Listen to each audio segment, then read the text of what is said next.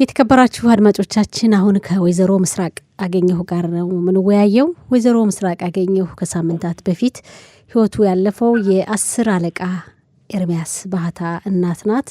እንደምናስታውሰው አድማጮቻችን የ10 አለቃ ኤርሚያስ ባህታ ከሳምንታት በፊት በመከላከያ ሰራዊቱ ውስጥ እንግዲህ ብሔራዊ ግዴታውን ለመወጣት ከዘመተ በኋላ ስልጠና ላይ እያለ ነው ህይወቱ ማለፉ የተሰማውና ወይዘሮ ምስራቅ እናቱን እናነጋግራታለን።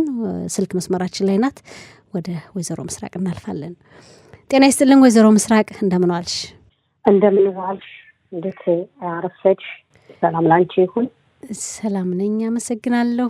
የሀዘንሽ ተካፋይ ነን። በመጀመሪያ በጣም እናዝናለን ስለደረሰብሽ ሀዘን። ለቃለ መጠይቁ ፈቃደኛ ስለሆንሽም በጣም እናመሰግናለን። እንዴት ነሽ? እየበረታሽ ነው? እየበረታው ነው ማለት አልችልም። በጣም ከብዶኛል። ያው የመጀመሪያ ልጅ ነው ዘመልሽ፣ የመጀመሪያ ልጅ ነው።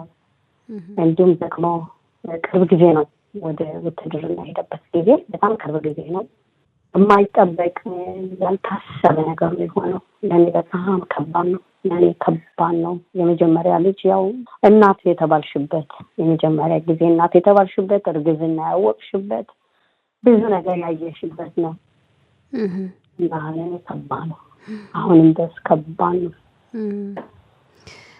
አዎ፣ ሌላ ወንድሞች እህቶች አሉት? የመጀመሪያ ልጅ ነው ብለሻል ወይዘሮ ምስራቅ። ልጆች አሉት? ምንድን ነው እንደው እንደሚባለው አለርጂክ ሌላ ነገር ይሆናል ሲባል እንሰማ ነበር በመገናኛ ብዙሃን እና ምንድን ነው ሌላ የጤና ችግር ነበረበት ኤርሚያስ ወደ መከላከያ ሰራዊቱ መግባቱ በፊት? ኤርሚያስ ሌላ ችግር የለበትም። ያለበት እንትን አለርጂ ያለበት፣ እንደገና ደግሞ ራስም አለበት። ግን ሁሉንም ያው ታውቂያለሽ፣ ወደ ጻባ ሲኬድ ሁሉ ነገር ይሰጣል። ሁሉ ነገር ምርመራ ይደረጋል።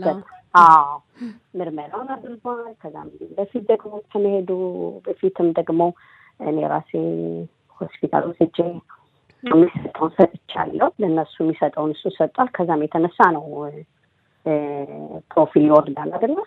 አንድ ሰው ወደ ውትድርና ሲሄድ የሚፈልገው ላይ ሳይቀበል ሲቀር የሆነ ፕሮፊል ይወርዳል፣ በጤና በኩል ማለት ነው፣ ካለው ሁኔታ የተነሳ። ከዛ እሱ እንግዲህ ትልቅ ነገር ነበር የፈለገው። ከዛ አኳያ ግን ምንም አልሆነም፣ አልተቻለም። እንደዛ መሆን ስላልቻለ ያው ነሀግ ነው መሆን የነበረበት። ሾፌር ሆኖ ነበር ሊያገለግል የገባው። ሾፌር ለመሆን ነው ኮርሱን የጀመረው ማለት ነው። መቼ ነው የጀመረው ውትድርና አገልግሎት? እንግዲህ እሱ የጀመረው በ27/10 ማለት ነው ሄደ ማለት ነው። ያው ለመጀመሪያ ጊዜ ማለት ነው ጁስ ያደረገበት ቀን። ከዛ ከ2 ቀን በኋላ ተመለሰ። ያው ልብሱን ሰጠውት፣ ትዳዞት ምናምን አስተካክሎ ይዞ መጣ ማለት ነው። ያ አምታና አስቀመጡት ማለት ያው ኮርሱ እስኪጀመር የተወሰነ ጊዜ ቆይ ቤት ውስጥ ብለው ላኩት ማለት ነው። ከዛ ተመልሶ መጣ። ልክ 11 ነው ሄደው ሰኞ ቀን ሄዱ ማለት ነው የተመለሰው ማለት ነው ወደዛ። እንዴት ሰማሽ አንቺ? እንደው ሲሄድ ወደዛ የህመም ምልክት ነበረው ያለሽ ነገር አለ? ምን ብሎሽ ነበር? ያው አለርጂ እኮ የማይበላውን ምግብ በበላ ጊዜ ነው ሰዎችም ሆነ ልጆችም ሆነ ሌሎች መሞት የሚችሉት። እንግዲህ ሳይበላ የሚኖረው አለርጂ የተባለበትን የማይነካውን ነገር የማይበላውን ነገር በነኩ ጊዜ ነው ብዙ ሰዎች እንዲህ አይነት አደጋ የሚደርስ እንጂ እለት የምታየውና የሆነ ህመም ነገር አይደለም። ስለዚህ በአለርጂክ መሆኑ ታውቋል ማለት ነው። እንግዲህ ህይወቱ ያለፈበት ምክንያት አለርጂክ ነው ማለት ነው። በዛ ነው የተባለው። እስካሁን ያው ምርመራ ላይ ነው። አንዳንድ ነገሮች የሚካሄዱ ነገሮች አሉ። መልሱ ግን ሀሳቡ ጠቅለል ተብሎ አልተነገረንም። ገና ነው ውጤቱ ገና ነው። እንዴት ሰማሽ ወይዘሮ ምስራቅ? ቀላል አይደለም። የሄደበት ጊዜ በጣም አጭር ነው። በጥቅምት ወር ነው እንግዲህ በ10ኛ ወር በ27 ዘመቻውን የጀመረው። መጥቶ ተመልሶ ቤት ደርሶ ነው እንደገና የተመለሰው እና በአጭር ጊዜ ውስጥ ነው ሁሉ ነገር የሆነው። እንዴት ሰማሽ? እንግዲህ ማክሰኞ ዕለት ነው ሄደው ሐሙስ ዕለት መመለስ ነበረበት እና እኔ ልክ ስልኬ ላይ ጽፌለት ትመለሳለህ ዛሬ ብዬ ጽፌለት እንደጨረስኩኝ ነው ሰዎች የመጡት ማለት ነው። ያው እነዚህ የሚናገሩት የሚመጡት አሉ፣ ግን እነሱ አይደለም ቀጥታ እኔን ያገኙኝ የስራ አለቆቼ ናቸው ወደ እኔ የመጡት ማለት ነው። ወደ በስራ የነበርኩኝ በዛን ሰዓት ማለት ነው። ስራ ቦታ ነበርሽ? ስራ ቦታ ነበርኩኝ እና ሲወስዱኝ ፍጹም አላሰብኩም። ፍጹም እንደ አይነት ሀሳብ አልነበርም። ያው በዙሪያዬ በስራው በኩል የሆነ ችግር ተፈጥሮ ይሆናል በሚል ነው ያሰብኩ እንጂ በፍጹም ኤርሚያስን አላሰብኩም። ወደ ቤትሽ ነው እነሱ የመጡት የስራ ኃላፊዎችሽ ወይስ እዛው ስራ ቦታ ባለሽበት ነው? ከስራዬ ነው የመጡት እና ይዘውኝ ሄዱ ማለት ነው። ይዘውኝ ሲሄዱ ግን ምንም ጥያቄም አልጠየቁም፣ ምንም እንትን አላሉም። እኔ ብቻ አንድ ጥያቄ ጠይቃቸዋለሁ። ምን ተፈጥሮ ነው? ደህና ነው ወይስ ሰላም ነው ወይ ብዬ እንደዚህ አይነት ጥያቄ ነው የጠየኳቸው እና እነሱም በጊዜው ሊመልሱልኝ አልቻሉም። ብቻ መኪና ውስጥ አስገቡኝ። ዝም አሉሽ? ምንም አሉ ምንም ነገር አሉ ማለት ያው በስራው በኩል ነው መጠይቃቸው እንጂ የሆነ ልጆቼ ወይም ቤተሰብ ምናምን ብዬ አይደለም ጠይቅ። ስራው ጋር ምን ችግር አለ ችግር ነገር አድርጌያለሁ ምናምን ነገር ነው የጠየቅኩኝ እና ምንም መልስ ከባድ ነው። ሴትዮዋ ስትወስደኝ ራሱ በጣም ለሷ ራሱ የከበደበት ቀን ነበረ። እንዴት ማለት መኪና ለመናገር አይችሉም። ግዴታ የሆነ ቦታ ውስጥ ማስገባት ነበረባቸው። እዛው አንድ ቦታ ነበረ አድራሃት ፎር የሚሰጥበት ቦታ ነገር እንደዚህ ነገር ነው። እዛ ውስጥ ነው ግቢ ብለው አስገቡኝ ማለት ነው። ከዛ ወታደሮችን ነው ማየው እና እያየኋቸው ራሱ ምንም ማለት ቶሎ ብዬ አላሰብኩም። ፍጹም ልጄ ጋር አልሄድኩም እና ምንድን ነው የመጣችሁበት ምክንያት እና ከኔ ጋር ምን ግንኙነት አላችሁ አልኳቸው። እዛው ስራ ቦታ ባለሽበት ነገሮች ያው የተለየ ክፍል አስገብተው ወስደው ሌላ ክፍል ውስጥ ወሰዱ። ሌላ ቦታ ምን መሰለሽ እንደውም ልሻ ያው እንዳልሽው የሚጠበቅ ነገር ስላልሆነ ጦር ሜዳ ላይ አልሄደም። ገና ስልጠና ላይ ነው ያለ። ከሁለት ቀን በፊት አይተሽዋል። እንዴት እንደው ምን መሰለሽ ከዛ ወደ አእምሮዬ ስመለስ ይመስለኛል ምን ሆኖ ነው ኤርሚያስ አልኳቸው።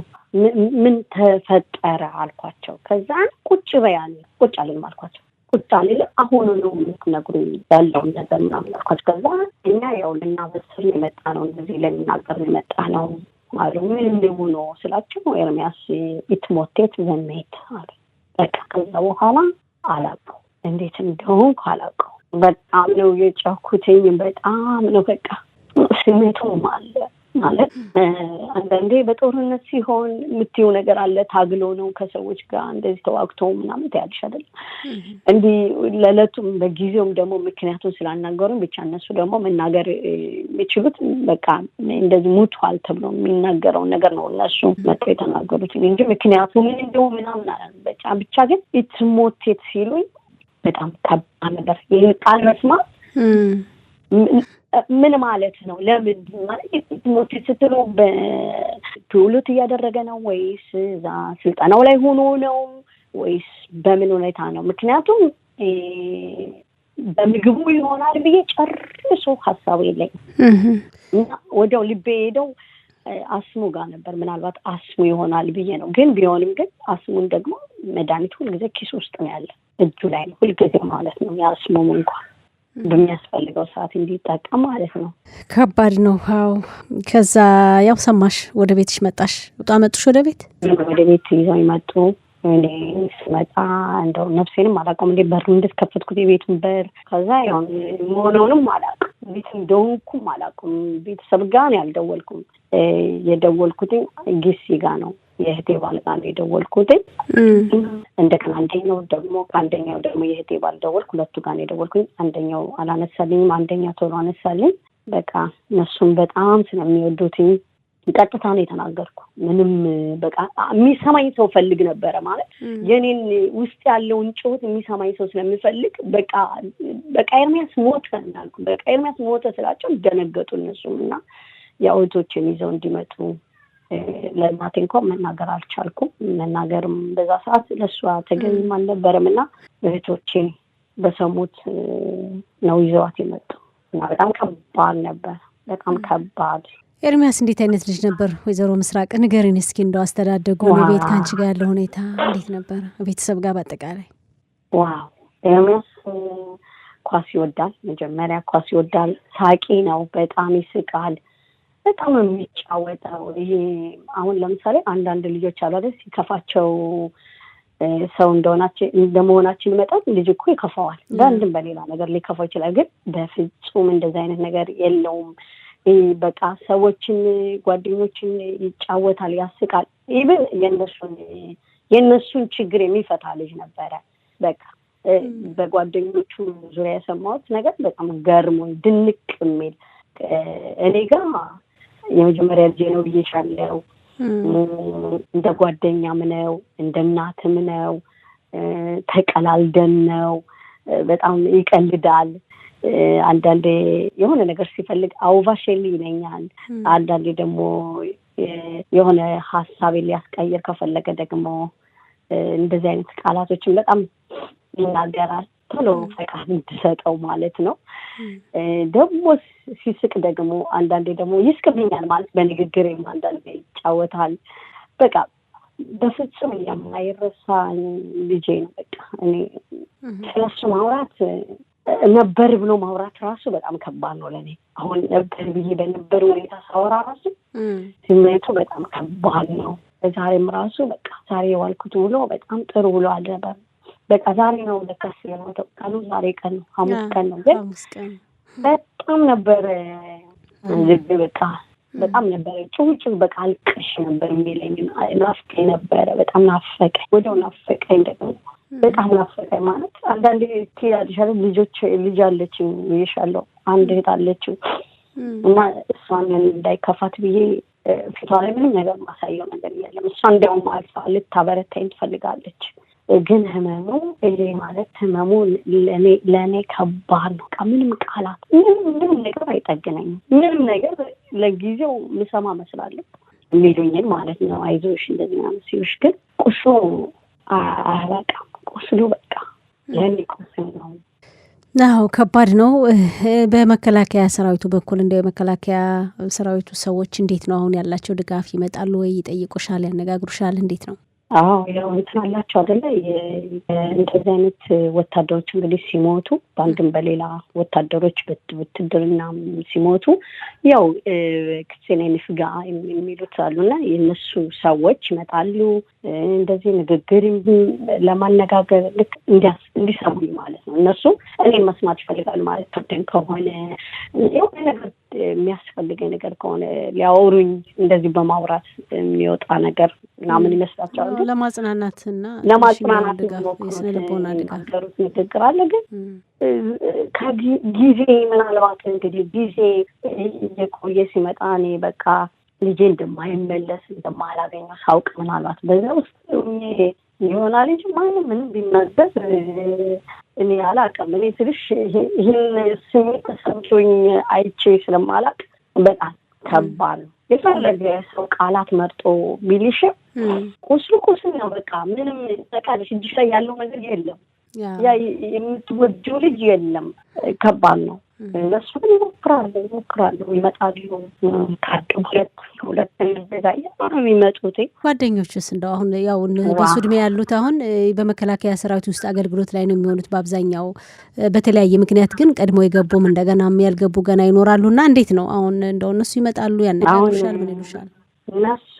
እነሱ ናቸው አቅሜ ተቀለሽ እነሱ ስለነሱ ሲያወሩ ያላቸው መስማት እነሱ በደንብ ያውቁታል። በቃ ማለት አለ አይደለ? ከእናት ይልቅ እኔ የእናትነቴን ነው የማውቀው።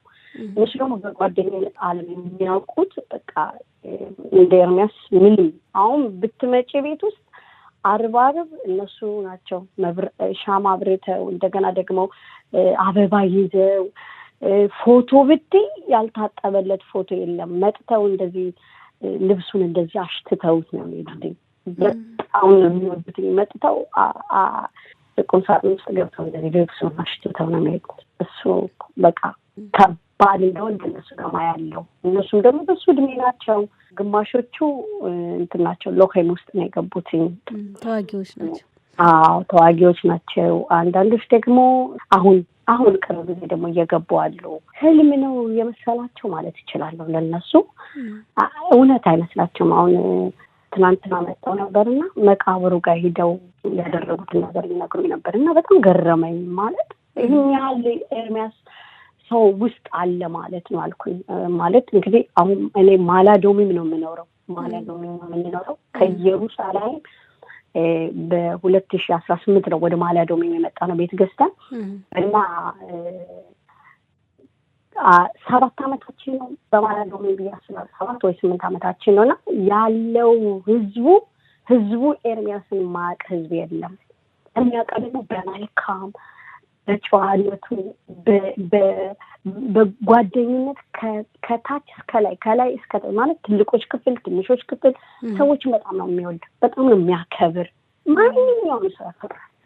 አዎ በጣም ነው እንግዲህ የሚያሳዝነው፣ ከባድ ነው፣ ይገባናል። እንደው የምታስተላልፊው መልእክት ካለሽ ለሚያደምጡን ሰዎች ለአድማጮች እንደው ስሜት እኔ የምናገረው ነገር ቢኖር በዚህ አጋጣሚ አለርጂ ላላቸው ልጆች ነው። እንግዲህ ለምንም ይሆናል። አንዳንዶች ለወተት ይሆናል፣ አንዳንዶች ደግሞ ለሰሊጥ ነገር ሊሆን ይችላል፣ አንዳንዶች ደግሞ ይሄ የባምባ ዘር ቦትኒም ውስጥ ሊሆን ይችላል፣ አንዳንዶች ደግሞ የአሳ ውስጥ ይሆናል። ዳግ በብዛት እንትን ሲሉ አይቻቃለሁ እና እንዲያስተውሉ ነው። አሁን የኔ ልጅ ምንድነው ኤርሚያስ ምንድነው ጎበዝ ልጅ ነው የነበረው።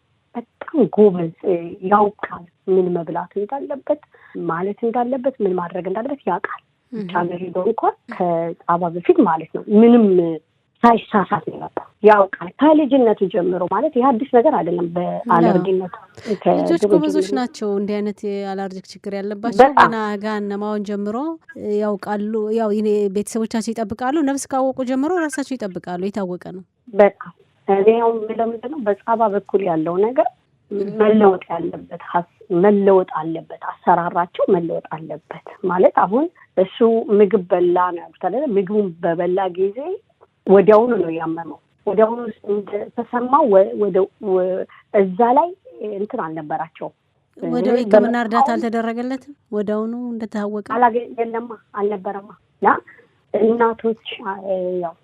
እናቶች ለልጆቻቸው የተጠነቀቁ ናቸው። እና ይህንን ነገር ማለት ነው እንዴት ነው አይ እንትን ነው ብለው እንዲያስተውሉበት ነው ለቤተሰቦች የምናገረው። ሌላው በቃ እኔ ለሌሎች ድምጽ ሆናለሁ ብዬ አስባለሁ። ማለት በወታደሮች ውስጥ ያሉት እሄዳለሁ ብዬ አስባለሁ። ሂጄ አስተላልፋለሁ ብዬ አስባለሁ። ድምጽ እንዲሆኑ ብዬ እና እናገራለሁ ብዬ አስባለሁ። ድምጽ ይሆናል ኤርሚያስ ሞቷል፣ ግን እኔ ድምጽ ሆነዋለሁ። ለሌሎች ድምጽ እንድንሆን ፈልጋለሁ። ለማስተማር በሱ የደረሰው በሌላ እንዳይደርስ። አዎ እነሱ አለቆቹን ሄዶ ለመናገር ማለት ይህን ነገር ዝም እንዳይሉ፣ ቸለል እንዳይሉ፣ ገባሽ? ይህ ነገር እንደ ቀልድ እንዳይታይ የበለጠ ሊታሰብበት የሚገባው ነገር በምግብ ቤት ውስጥ ቢሆን፣ እዛው ምርፓ ውስጥ ቢሆን፣ እዛው አካባቢ ቢሆን ግድ ነው ይሄ ነገሮቹ መድኃኒቶቹ ለመኖር ማለት ነው። በጣም እንዳሉት ምናልባት ከችግሩ ሌላ ሰው ሕይወት ለማትረፍ መማማሩ በጣም ወሳኝ ነው። በጣም ነው የምናመሰግን እንግዲህ ሀሳቡን ስላሳተፍሽን፣ ስለ ኤርሚያስም ስለነገርሽን። ወይዘሮ ምስራቅ የምትጨምሪው ነገር ከሌለ በእኔ በኩል ጥያቄ የለኝም፣ ጨርሻለሁ። እግዚአብሔር ይስጥልኝ። ዛሬ እንደዚህ ሀሳቦች ደግሞ ለሌሎች ምናልባት ቢሰሙ የሚጠቅም ነገር ይኖራል ብለሽ ደግሞ ስለጠየቅሽኝ እግዚአብሔር ያክብርልኝ። አመሰግናለሁ። እሺ፣ ወይዘሮ ምስራቅ አገኘሁ የ10 አለቃ ኤርሚያስ ባህታ እናት ነፍሱን ይማር። ስለ ኤርሚያስ ስለነገርሽን እንግዲህ ያለውን ሁኔታም ስላሳተፍሽን ከልብ ነው የምናመሰግን። እንግዲህ የሀዘንሽ ተካፋይ ነን። እግዚአብሔር ያጽናሽ። አሜን። ሰላም ሁኝልን። ሰላም